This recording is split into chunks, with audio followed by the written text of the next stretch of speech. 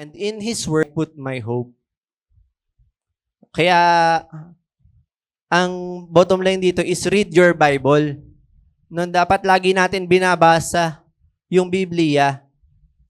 No, meditate it day and night.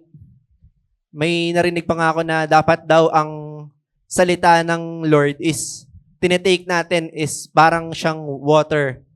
No, na kailangan natin siya sa life natin. No, na kapag hindi ka nakapagbasa ng salita ng Diyos, madi-dehydrate ka. Ganon dapat ang pagkauhaw natin sa salita ng Diyos na habang naghihintay tayo ng right one or ng perfect one is alam natin kung ano yung mga commandments ng Lord. Alam natin yung dapat na sinusunod natin, kung ano yung mga gusto niya at kung ano yung mga ayaw niya na gawin natin. No? Huwag nating iasa yung spiritual growth natin na dahil, nagsisimba naman ako. Meron naman akong life group. Okay na yun. Huwag dapat nating iasa yung spiritual growth natin sa mga ganun lang. Dapat meron tayong personal devotion, no? Meron tayong personal reading kasi mas poprotektahan natin yung ating mga puso kapag alam natin kung ano yung sinasabi ng Lord, no? Kaya dapat si Lord muna yung mamahalin natin. Sabihin mo nga sa katabi mo, si Lord muna ang mahalin. Yan. Bago pumasok sa isang relasyon. So, ano yung number 1? Pray. Number 2, preserve. Number 3, protect. No? Protect your heart at all cost. No? Sa aking pagtatapos, sana may natutunan po kayo. Pero gusto kong i-close nyo muna yung eyes nyo. Meron akong gustong ipagawa sa inyo. No, I want you to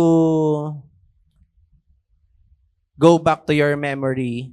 Yung kung ano man yung mag-isip kayo ng isang memory sa buhay nyo na hindi nyo makakalimutan. No, kung meron na kayong naisip na mga pangyayari sa buhay nyo, pwede yun pong itaas yung mga kamay. Sige po, kung meron na kayo naisip, itataas nyo lang yung mga kamay nyo. And then, if majority, may mga naisip na,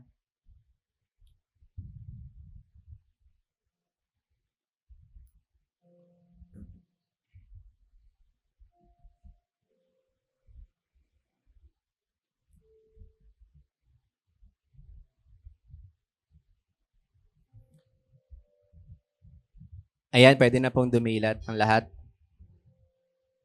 No? Nung ginawa ko yan, ako ang naalala ko nun, isa sa mga naalala ko is yung kasal namin ng wife ko. Kasi sobrang saya nun sobrang saya sa pakaramdam, no? Na meron ka ng partner in life, meron ka ng better half, meron ka ng katulong. And isa pa sa naalala ko din is yung pagkawala naman ni Papa. No, kasi sobrang sakit nun. Mahirap mawalan ng minamahal sa buhay. No, kayo kung yung mga naisip niyo yung kanina, kung yung mga naisip niyo, I'm almost sure na kaya niyo naisip yung mga bagay na yon kasi is either sobrang saya nyo or sobrang lungkot nyo. No, yung mga memory no na naisip niyo na yon. No. Sa mga babae, bakit sobrang important na pine-preserve natin yung purity natin? Kasi sa babae binigay yung gift ng emotions.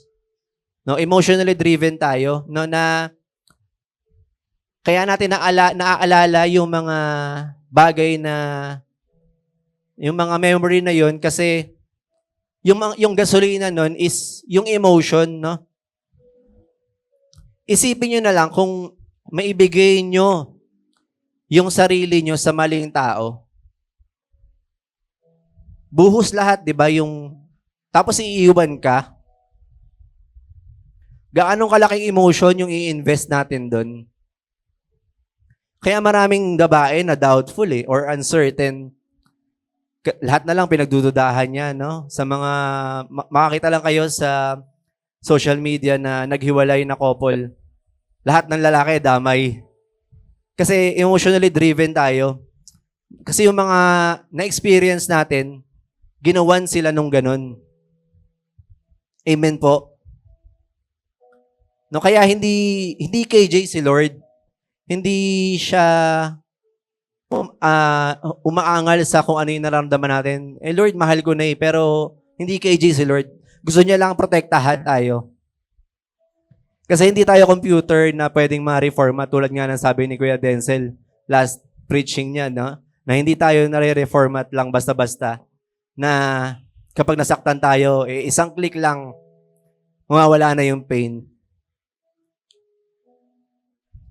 Kaya ayaw ng Lord yun na masaktan tayo. Na kung nangyari na yan sa inyo, nandun na kayo sa situation ng redemption na parang nakasuot na kayo ng fig leaves. No? Nakasuot na kayo ng kasalanan. Lord, parang wala na, basag na ako, Lord. Wala na, hindi ko na kayang talikuran. Pero sabi ng Panginoon, may good news ako sa iyo. There is no such things as hopeless case for our Lord Jesus. No, kaya niyang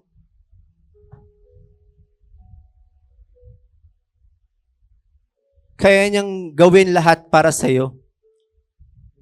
Ang gusto niya lang, lumapit ka sa Kanya. Pero sinasabi ng Lord, binabalaan ka rin niya, He is not in the business of removing your pain. No? Sabi nga sa Revelations 21:4,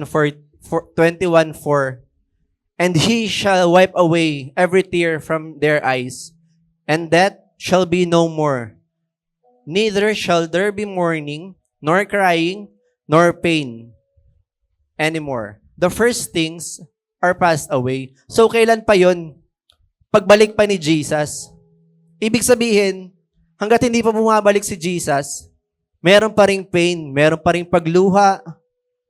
Hindi porket pumasok ka na sa Christianity, mawawala na yung pain na yun. Pero alam mo kung ano yung gagawin ng Lord? I-reveal niya yung pain. Bibigyan niya ng sense. Bibigyan niya yun ng purpose. Kaya dapat ang prayer natin hindi yung perfect na tao Ang hinihintay dapat natin is yung perfect na Diyos. Kasi wala ka makikita sa scriptures, wala ka makikita sa Bible na maghintay sa tao. No? Laging sinasabi ng Bible na wait on the Lord, to wait on the Lord, no? Delight yourselves unto the Lord, and He will give you the desires of your heart. The desires of your heart. That means the desires that comes from Him. No, yung desire ng Lord, hindi yung desire mo, hindi yung gusto mo, kundi yung gusto ng Lord para sa inyo. No, kasi pagka yung heart mo yung sinunod mo, sabi nga dyan sa Jeremiah 17, verse 9 is, the human heart is the most deceitful of all things, no? Na sobrang deceitful niyan, sobrang magulo yan. Kaya dapat hindi mo sinusunod kung ano yung gusto mo, no? Huwag kayong maniniwala doon na kung ano ang nasa puso mo, sundin mo. Dapat ang lagi natin sinusundan si Jesus lang. Magugulat na lang kayo, no, kapag sa mga single, no, na kapag hinintay nyo si Lord, for sure, tamang tao yung makukuha nyo. And sa mga married naman, dapat thankful tayo sa Lord kasi tamang tao yung binigay sa atin. Amen po. No? At if we remain faithful in His commands, sabi sa Habakkuk 2 verse 3, when the time is right, I, the Lord, will make it happen. No, kaya yung mga prayer natin, lagi lang natin hingin yung desire ng Lord. Kasi kung tayo faithful sa Kanya, tayo yung faithful sa mga gusto niya, bibigay ng Diyos yung mga panalangin natin. Sige, inaanyahan ko pa lahat na tumayo at tayo manalangin.